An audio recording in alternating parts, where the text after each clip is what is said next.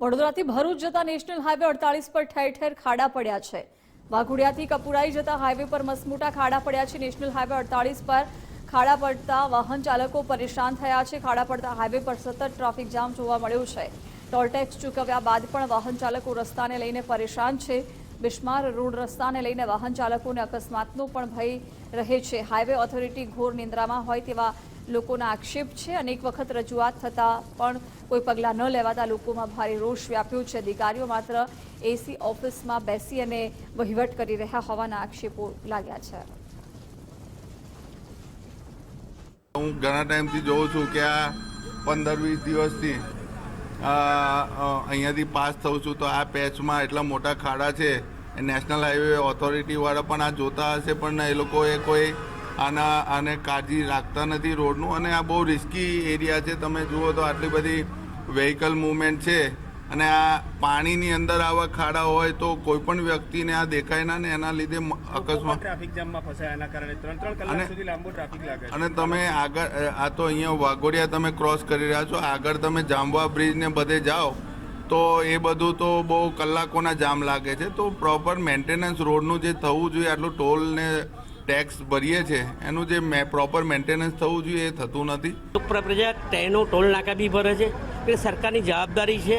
સરકારે બેસાડ્યા છે જનતાએ ગુજરાતની છેલ્લા 30 વર્ષથી બેસાડેલા લોકો પ્રજા ટ્રસ્ટ છે।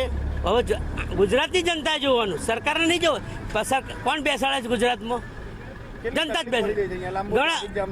ઘણા હજારો લાખો લોકોને મુશ્કેલી પડી રહી। જોઈ લો આગળ ટ્રાફિકની સમસ્યા છે, લોકો હેરાન થાય છે। અહીં ઘણી બધી પબ્લિક હેરાન।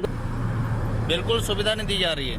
वो यहाँ पे जाम लगता है, जाम से जैसे ही पास लेते हैं पुलिस वाले आगे खड़े रहते हैं 5000 रुपए का चालान करने के लिए कि आप फर्स्ट लाइन में पास ले रहे हो।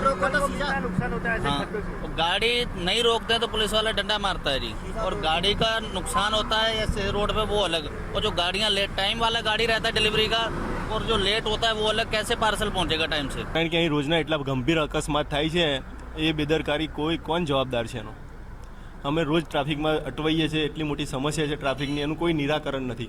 પ્લીઝ સાહેબ આવીને થોડા દિવસ અહીંયા મુસાફરી કરો આ રોડ પર તો તમને આઈડિયા આવશે કે શું પોઝિશન છે રોડની અને ટ્રાફિકની। મોટામાં મોટી સમસ્યા ટ્રાફિકની છે, એનું કોઈ નિરાકરણ નથી। અને લોકો એટલા અટવાઈ છે, બધા એક્સપ્રેસ બ્રિજના એટલા બધા ખરાબ રસ્તા થઈ ગયા છે અને રોડનું કામ પણ ચોમાસામાં જ આ લોકો ખોદી નાખે છે, એને લીધે ભયંકર समस्या उत्पन्न થાય છે। इसमें क्या कहेंगे, जिस तरह से बड़ौदा से लेके जामुआ तक पूरा रास्ता खराब है। रास्ता खराब है, एक्सीडेंट होने की भी संभावना है। एकदम खड़े ब्रेक लेती है गाड़ी, कोई पीछे से टूट जाए, एवरेज बिगड़ रहा है गाड़ियों का। बहुत खड्डे, बहुत परेशानी होता है। अपने को टोल नाका भी भर रहे हैं, फिर भी इतना परेशानी अपने को झेलना पड़ रहा है। गाड़ी की भी नुकसान होता है, हमारा समय भी ज़्यादा लगता है, बहुत परेशानी है। વડોદરાથી ભરૂચ તરફ જવાના મુખ્ય રસ્તા ઉપર ઠેર ઠેર ખાડાનું સામ્રાજ્ય છે તે જોવા મળી રહ્યું છે। નેશનલ હાઈવે 48 ઉપર વાઘોડિયા ચોકડીથી લઈને કપુરાઈ જાંબુઆ સુધી ઠેર ઠેર આ જે રોડ છે કે જ્યાં મસ્ત મોટા ખાડા પડેલા જોવા મળી રહ્યા છે। ખાસ કરીને વાત કરીએ તો જે રીતે અહીંયાથી વાહન ચાલકો પસાર થઈ રહ્યા છે તે પણ ક્યાંક ને ક્યાંક પરેશાન થયા છે, કારણ કે રોડ પર પડેલા ખાડાને કારણે વાહન ચાલકો છે તે પણ ટ્રાફિક જામમાં ફસાવા માટે મજબૂર બન્યા છે। રોડ પર પડેલા જે ખાડા છે ને તેના કારણે ટ્રાફિક જામના દ્રશ્યો પણ અવારનવાર સર્જાતા હોય છે। તેમ છતાં પણ હાઈવે ઓથોરિટીનો જે વિભાગ છે તે ક્યાંક ને ક્યાંક ઘોર નિંદ્રામાં હોય તેવું લાગી રહ્યું છે। છેલ્લા 1 મહિનાથી સતત આ પ્રકારના દ્રશ્યો છે તે જોવા મળી રહ્યા છે।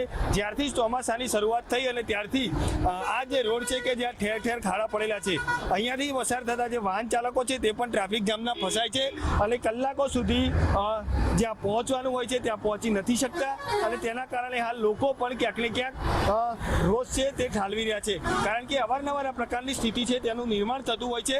તેમ છતાં પણ હાઈવે ઓથોરિટી છે કે જેના દ્વારા કોઈ પણ નિકાલ છે તે નથી લાવવામાં આવતો। હાલ તો આ જે નેશનલ હાઈવે ઓથોરિટી છે તે આ રોડનો મસ્ત મોટો ટોલ ઉઘરાવે છે, પરંતુ આ જે વાહન ચાલકો છે તેમને સુવિધા આપવાની હોય ત્યારે ચોક્કસથી ક્યાંક ને ક્યાંક પાછી પાની કરતી હોય તેવું લાગી રહ્યું છે। આખા હાઈવે પર આ પ્રકારના દ્રશ્યો છે તે સતત જોવા મળી રહ્યા છે અને જેના કારણે વાહન ચાલકો પણ આ ટ્રાફિક જામમાં ફસાવા માટે હાલ તો મજબૂર બન્યા છે। જે રીતે વાત કરવામાં આવે તો વાહન ચાલકો પણ કહી રહ્યા છે કે સ્થાનિક નેતાઓએ અહીંયાથી પસાર થવું જોઈએ, કારણ કે આ જે રોડ છે ને ત્યાં ખાડા પડતા સતત ટ્રાફિક જામના દ્રશ્યો છે તે જોવા મળતા હોય છે. આ જ રોડ છે કે જ્યાં જિલ્લા ભાજપનું કાર્યાલય આવેલું હોવા છતાં પણ આ જે નેતાઓ છે તેમની ઉદાસીનતા છે તે સામે આવી છે. ખાડાને લીધે રોજ ટ્રાફિક જામ થતો હોય છે, પરંતુ હાઈવેનું જે વિભાગ છે તે હજુ પણ ઘોર નિંદ્રામાં છે. નેશનલ હાઈવે ઓથોરિટીના અધિકારીઓ છે તે ક્યાંક ને ક્યાંક એસીમાં બેસીને વહીવટ કરી રહ્યા હોય તેવું લાગ્યું છે, કારણ કે સતત આ પ્રકારના દ્રશ્યો છે તે સામે આવતા હોય છે. સતત હાઈવે ઓથોરિટીને ફરિયાદ પણ મળતી હોય છે, તેમ છતાં પણ કોઈ પણ નક્કર કાર્યવાહી કરવામાં નથી આવી અને તેના કારણે આ દ્રશ્યો છે તે સતત જોવા મળતા હોય છે. હાલ તો લોકો પણ માંગ કરી રહ્યા છે કે તાત્કાલિક આ જે ખાડા છે તેનું નિવારણ લાવવામાં આવે, કારણ કે જે રીતે મસ્ત મોટો ટોલ ઉઘરાવવામાં આવે છે, પરંતુ ક્યાંક ને ક્યાંક આ જે ખાડા છે તે નથી પૂરવામાં આવતા અને તેને લઈને નાગરિકોમાં રોષ પણ જોવા મળે છે. સ્થાનિક સાંસદની વાત હોય અથવા તો જે નેતાઓની વાત હોય, તેઓ પણ ક્યાંક ને ક્યાંક આ જે રજૂઆત છે ત્યાં કરવાની છે ત્યાં નથી પહોંચી શક્યા, અથવા તો જો કરી હોય તો અધિકારીઓ છે તેઓ અવગણના કરી રહ્યા હોય તેવું લાગી રહ્યું છે, કારણ કે અવારનવારની રજૂઆત બાદ પણ આ જે વાહન ચાલકો છે તેમની સમસ્યાનો અંત નથી આવ્યો અને અવારનવાર ટ્રાફિક જામના દ્રશ્યો છે તે જોવા મળતા હોય છે. આ ટ્રાફિક જામના લીધે અકસ્માત તેમજ વાહન ચાલકો છે તેમને પણ મોટું નુકસાન પહોંચતું હોય છે, જેને લઈને વાહન ચાલકો રજૂઆત કરી રહ્યા છે કે તાત્કાલિક ધોરણે આ જે સમસ્યા છે તેનું નિવારણ લાવવામાં આવે, જેથી કરીને જે વાહન ચાલકો છે જે ટોલ ટેક્સ ચૂકવે છે જેની સુવિધા મળવી જોઈએ તે મળી રહે. કેમેરામેન ડીકે સોલંકી સાથે અલ્પેશ સુતાર, ગુજરાત ફર્સ્ટ, વડોદરા.